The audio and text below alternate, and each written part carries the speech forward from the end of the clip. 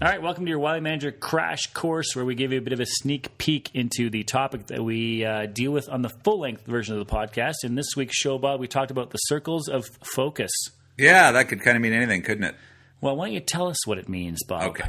Yeah, well, it's sort of interesting. I was dealing with a manager a few weeks ago, and we had a very detailed conversation around something that was of great concern to her, and I'm listening, and finally I said to her, well, whose decision is this, right? Because she was bringing up a pretty major issue. And as it turns out, as I kind of suspected, this was a decision that was about sort of 3 levels above her on the corporate food chain. Not her monkey. Yeah, not even close to being her monkey. So the idea being, I said, well, if you want to have a conversation on this, that's fine, but it's for purely recreational purposes, right? So you have no control or influence over this. You need to not deal with this. So, I walked over to the whiteboard, as you well know I'm prone to do. You like your whiteboards. Yeah. Get me in front of a whiteboard with a marker and hit the deck. So, and I drew out the 3 circles. And so the first one, you can imagine, draw the first circle. That's your sphere of control.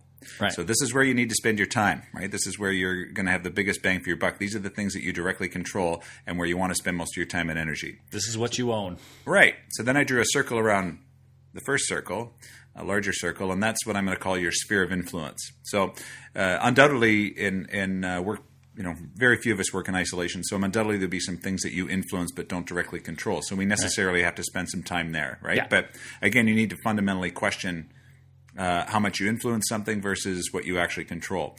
And then finally, if you draw a circle around the first 2, we've got our sphere of concern, our circle of concern.